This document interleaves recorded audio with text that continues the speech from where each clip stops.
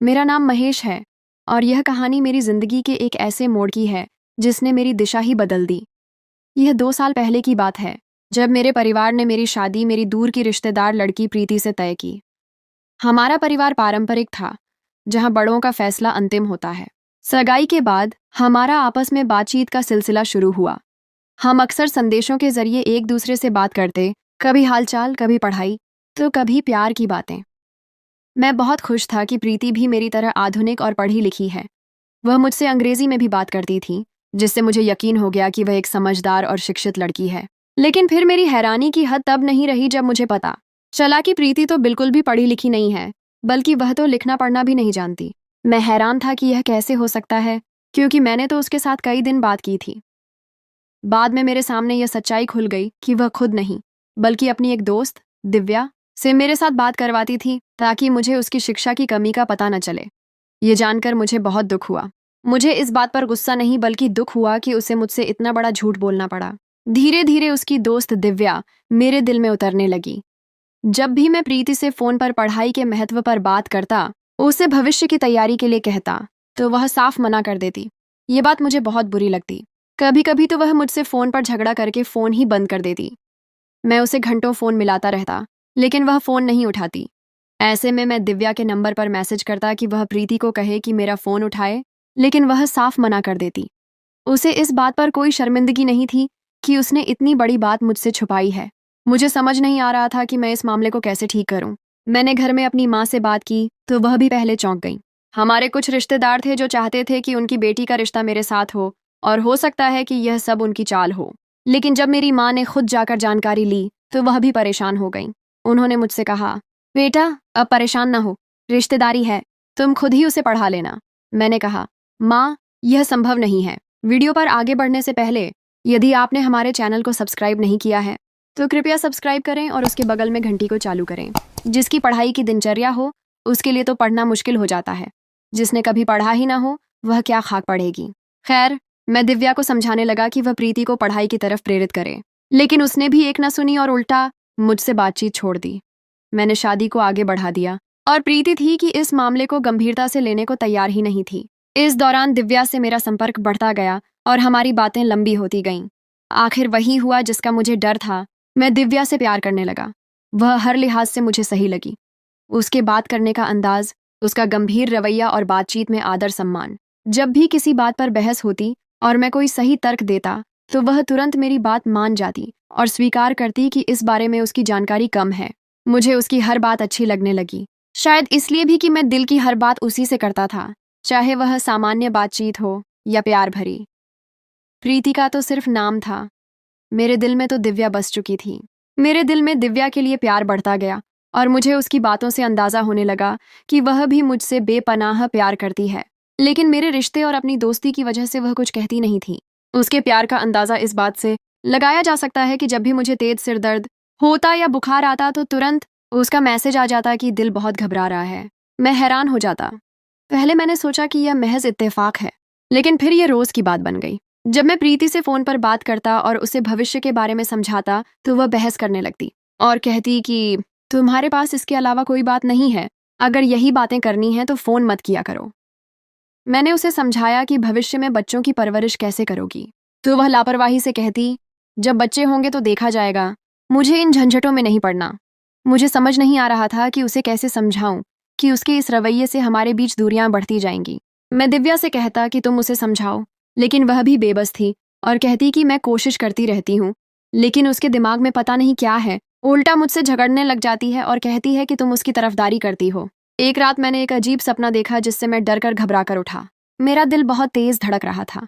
मैंने समय देखा तो रात के 2 बज रहे थे। उसी समय दिव्या का मैसेज आया, क्या हुआ, सब ठीक तो है ना। मैं हैरान रह गया कि उसे कैसे पता चला। पहले मैंने सोचा कि जवाब न दूं, लेकिन फिर उसकी ईमानदारी के आगे झुक गया और पूछा, तुम्हें कैसे पता चला कि मैं जगा हुआ हूं।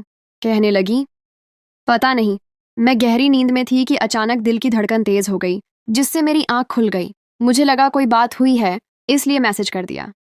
इसके बाद मुझे यकीन हो गया कि वह मुझसे बहुत ज्यादा प्यार करती है।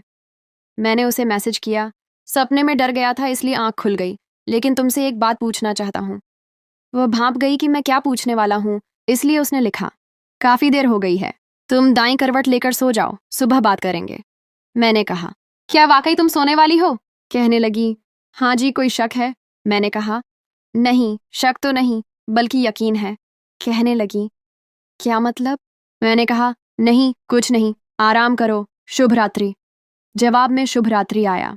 लगभग 10 मिनट बाद मैंने दोबारा फोन उठाया, उसे मैसेज करने के लिए, तो उसका मैसेज आया। बहुत गलत बात है, जब इंसान शुभ रात्रि कह दे तो सो जाना चाहिए।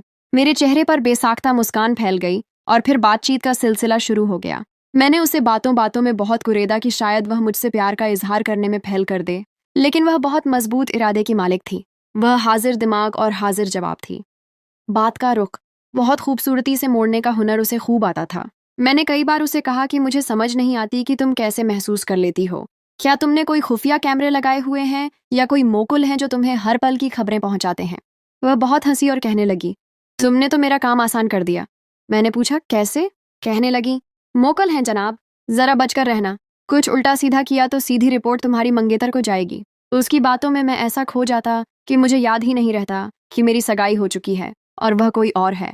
मैं दिन ब दिन उसके प्यार में डूबने लगा, लेकिन डर लगता था कि इजहार करने पर कहीं वह मना न कर दे। फिर अपने दिल को तसल्ली देता कि वह कभी मना नहीं करेगी।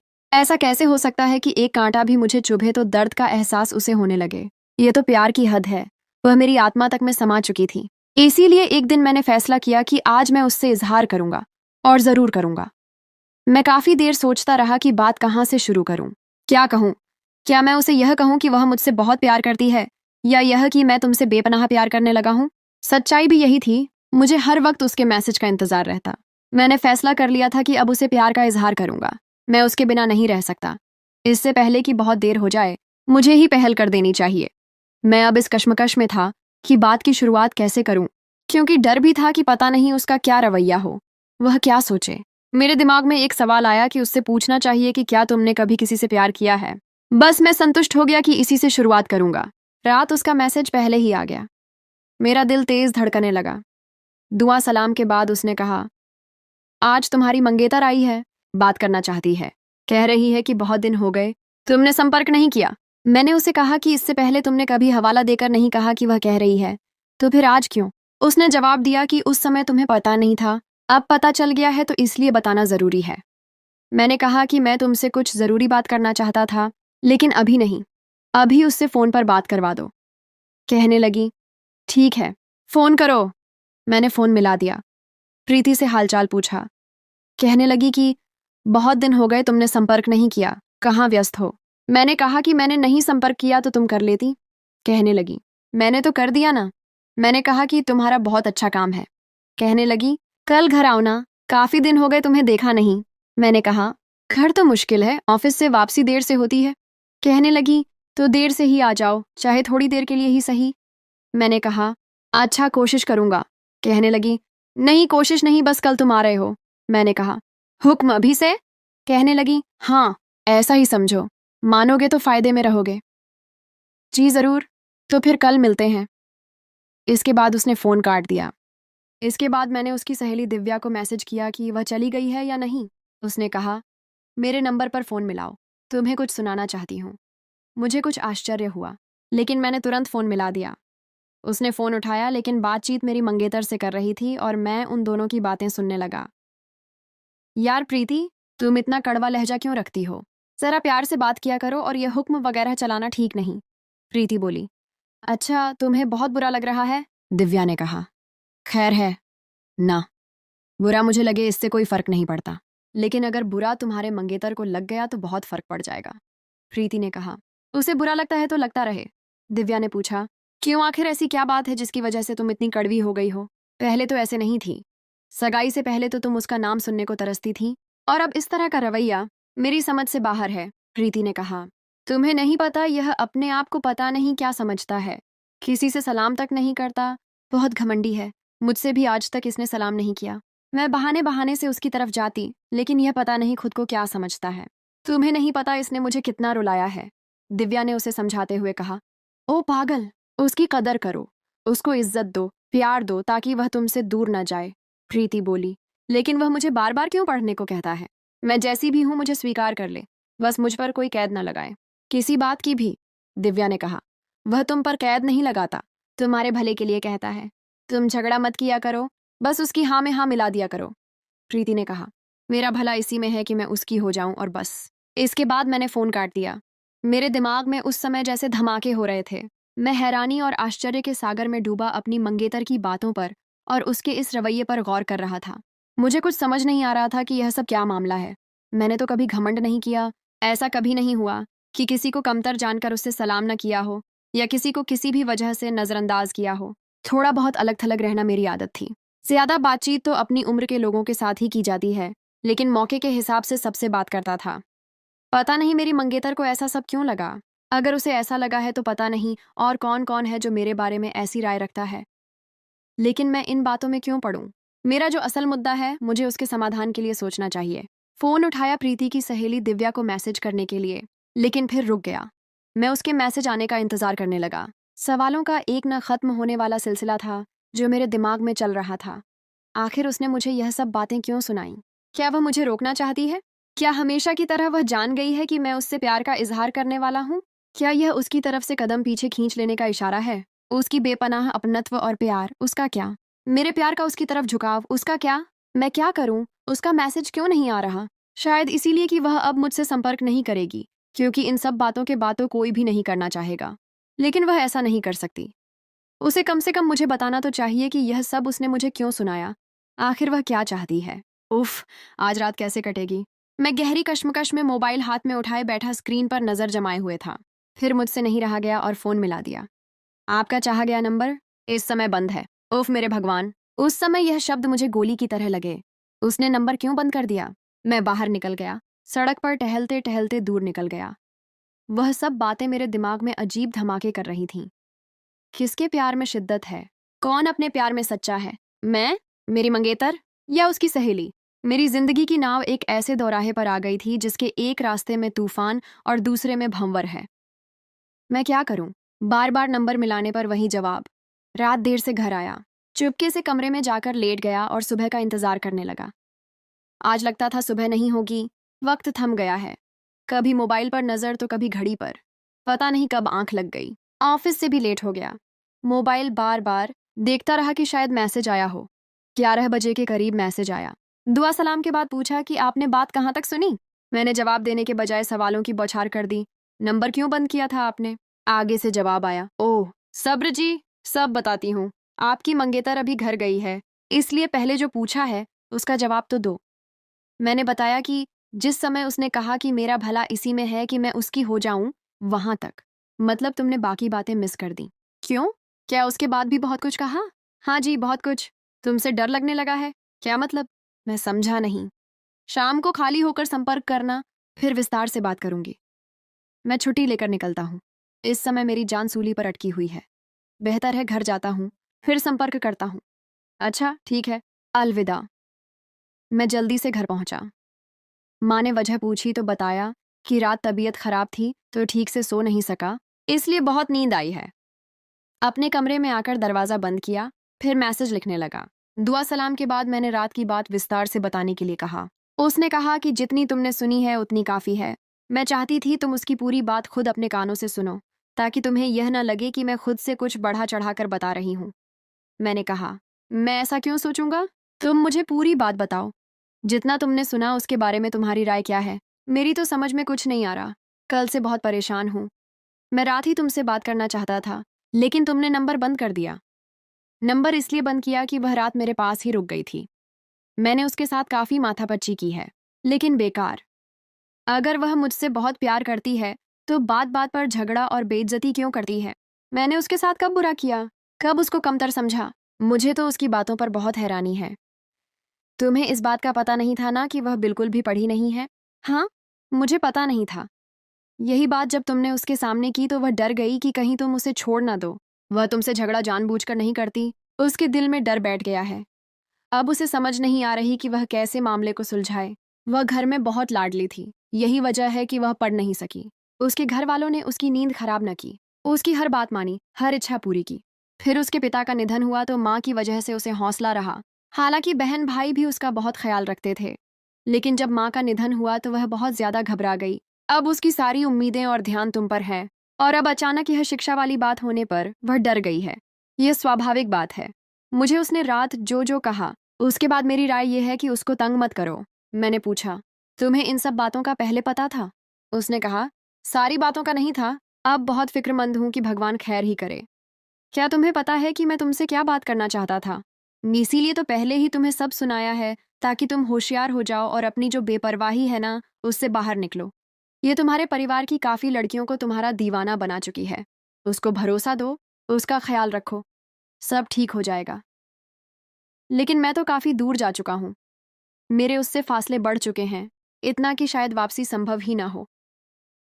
वजह तुम अच्छी तरह जानते हो। मुझे समझ नहीं आ रही कि क्या करूं। अजीब उलझन में फंस गया हूं।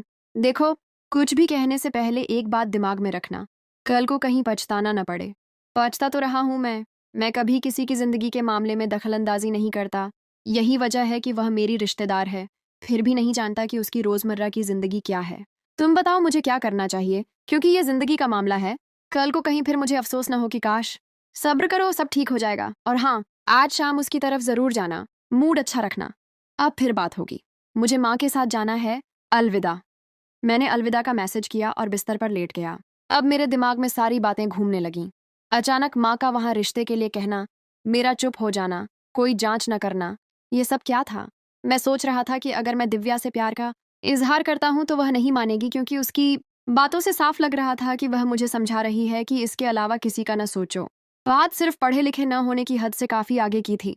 उसका अजीब रवैया और बात बात पर झगड़ना, यह अगर इसी तरह रहा तो शादी के बाद तो जिंदगी एक तमाशा बन के रह जाएगी।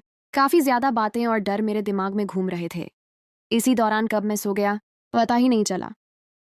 किसी ने आकर जगाया नहीं, क्योंकि मैं पहले ही नींद का कह चुका था। सुबह ही आंख खुली, मोबाइल उठाकर देखा तो प्रीति की 35 मिस्ड कॉल थी। मैंने कहा, लो जी, अब आई सकती, अब मेरा रिमांड लेगी। उसकी सहेली दिव्या के मैसेजेस थे कि जनाब आप पहुंचे नहीं, आपका बेसब्री से इंतजार है, खाना भी आपकी पसंद का बनाया गया है। मैंने उसे मैसेज किया और सारी स्थिति बताई। उसने सिर्फ इतना कहा कि तुम्हारा भगवान ही मालिक है। मैं तैयार होकर ऑफिस के लिए निकलने ही वाला था कि मेरी मंगेतर की बड़ी बहन आ गई। मैं हैरान हुआ कि इतनी जल्दी ये कहाँ अटपकी। दुआ सलाम के बाद मैंने ऑफिस के लिए इजाज़त मांगी। उन्होंने कहा, थोड़ी देर रुको, चले जाना। मेरी माँ ने भी कहा, लेकिन मैंने कल देर से जाने और जल्दी आने की कहानी सुनाकर निकलने में ही भलाई समझी। उन्हें मेरी यह हरकत बहुत बुरी लगी। वह कितनी देर बैठीं, मुझे कुछ पता नहीं। हालांकि शाम को प्रीति का फ़ोन आ गया। मैंने उठाया, सलाम किया, जिसका जवाब काफ़ी भारी था। मैं मानसिक रूप से तैयार तो पहले ही था, इसलिए आश्चर्य नहीं हुआ। कल तुम आए नहीं, वजह जान सकती हूँ? मेरी तबीयत खराब थी तो दवाई लेकर सो गया। दवाई शायद सुकून वाली थी, इसलिए आंख नहीं खुली। तुमने घर माँ को बताया क्यों नहीं कि आज हमारे घर जाना है? वह तुम्हें जगा देती। ये दिमाग में नहीं रहा। दिमाग में नहीं रहा या तुम आना ही नहीं चाहते थे? तुम्हारे पास समय नहीं है। सारी दुनिया के काम तुम्हारे जिम्मे लगा दिए गए हैं। बहाना बनाने की जरूरत नहीं, यही औकात है मेरी। ओ मेरी बात तो सुनो, एक मिनट, बात तो सुनो। हंसू? ऐसी बात नहीं है कि मैं आना नहीं चाहता था। अच्छा, छोड़ो इस बेकार बहस को। मुझे यह बताओ कि दीदी से सही बात क्यों नहीं कही तुमने? तुम खुद को क्या तोप समझते हो? मैंने उन्हें क्या कहा है? ऑफिस के लिए निकल रहा था तो दरवाजे पर मिले, अंदर माँ के पास छोड़कर ऑफिस के लिए निकला, और क्या करता? और इसमें तोप वाली क्या बात है? बात है, बिल्कुल है। तुम्हें माँ ने भी कहा कि थोड़ी देर बैठ जाओ, उनकी बात भी नहीं मानी। ये तोप वाली बात ही है। मेरी इज्जत का तो तुम्हें ख्याल नहीं है, इसीलिए कल नहीं आए। लेकिन मेरे बहन भाई की इज्जत का भी तुम्हें कोई ख्याल नहीं। साथ ही फोन बंद किया। मैंने दोबारा कॉल मिलाई, लेकिन उसने काट दी। फिर मैं रुक रुक कर कॉल मिलाता रहा, लेकिन वह फोन उठाने का नाम नहीं ले रही थी। मेरा पारा भी चढ़ने लगा। मैंने उसकी सहेली दिव्या को मैसेज किया कि उसे कहो कॉल उठाए। उसका मैसेज आया, फिर लड़ पड़े हो तुम? मैंने कहा, बात करवाओ मेरी अभी इसी समय। उसने कहा, अच्छा अच्छा, गुस्सा ना करो, मैं बात करवाती हूँ, धैर्य रखो। काफी देर बाद उसका मैसेज आया कि अब फोन करो और प्लीज धैर्य से बात करना। मैंने पूछा, तुम कहाँ हो? कहने लगी, उसके पास ही हूँ। तुम फोन करो और प्लीज आराम से बात करना। मैंने दोबारा फोन मिलाया। प्रीति ने फोन उठाया और बोली, जी फरमाइए। मैंने कहा, इंसान पहले पूरी बात सुनता है फिर फोन बंद करता है। कहती है, जी बोलो। मैंने कहा, मैंने दीदी से न कोई गलत बात की और न ही उनको नजरअंदाज करके निकला। उन्हें गलत फहमी हुई होगी। कहने लगी, उन्हें कोई गलत फहमी नहीं हुई। मैंने कहा, तुम्हें क्या लगता है मैं झूठ बोल रहा हूँ? मैं क्या कह सकती हूँ, मैं कौन सा वहां पर थी? फिर अब क्या करना चाहिए, तुम ही बता दो। बस यही बात कहनी थी तुमने। मैंने एक गलतफहमी को दूर करना था। गलतफहमी नहीं थी। खैर, अलविदा, कहा और फोन बंद कर दिया। मैंने फिर फोन मिलाया लेकिन उसने नहीं उठाया। मैंने 2-3 बार कोशिश की लेकिन नहीं उठाया। मैंने फिर मैसेज किया कि नहीं उठा रही। उसकी सहेली कहती है, ओह मेरे भगवान, मैं कहाँ फंस गई। मैं भी उसे कह रही हूँ लेकिन वह मान नहीं रही। तुम उसके नंबर पर माफ़ी का मैसेज भेजो, मैं उसे बताती हूँ। मैंने उसे मैसेज लिखा कि चलो मैं माफ़ी चाहता हूँ, मुझे रुकना चाहिए था, गलती हो गई, माफ़ कर दो। फिर उसकी सहेली का मैसेज आया, फ़ोन करो। मैंने फ़ोन किया तो उसकी सहेली ने उठाया। पीछे प्रीति के रोने की आवाज़ आ रही थी और उसकी सहेली उसे कह रही थी, अच्छा बस करो ना, ये लो फ़ोन। वह माफ़ी मांग रहा है ना, अब बस कर दो। लो मैं हाथ जोड़ती हूँ, ये लो कान भी पकड़ती हूँ। रोते रोते वह हंसने लगी और कहा कि कान उसके पकड़ो। उसकी सहेली ने कहा, अब जब आएगा तो कान भी पकड़ लूंगी उसका, फिलहाल तो बात करो। उसने फ़ोन लिया। मैंने माफ़ी मांगी। उसने कहा, ठीक है माफ़ किया, लेकिन एक शर्त है। मैंने कहा, क्या? आज रात खाना हमारे घर खाओगे, कोई मना या कोई बहाना नहीं चलेगा। मैंने कहा, अच्छा ठीक है, आ जाऊंगा। रात में वहां चला गया। कल वाली मेरी पसंद की चीज़ मेरे सामने रखी और कहा कि यह लो, कल ना आने की सज़ा है तुम्हारी, अब यही खाओ। मैंने खाना खाया, इजाज़त ली और घर चल दिया। रात उसकी सहेली दिव्या से मैसेज पर बात की और उसे बताया। वह बहुत हंसी और कहा कि बच्चों जी, तैयार हो जाओ, तुम बहुत ज़बरदस्त परीक्षा में पढ़ने वाले हो। वह तुमसे प्यार करती है और बहुत गहरा करती है। वह इस प्यार को पाने के लिए किसी भी हद तक जा सकती है। तुम्हारी जरा सी भी लापरवाही, बेपरवाही उसे हिलाकर रख देती है। फिर वह तुम्हें सिर्फ हिलाती ही नहीं, पूरा झकझोर देती है। महेश, यह रही आपकी कहानी का हिंदी अनुवाद। ये कहानी प्यार, झूठ और रिश्तों की पेचीदगियों से भरी है।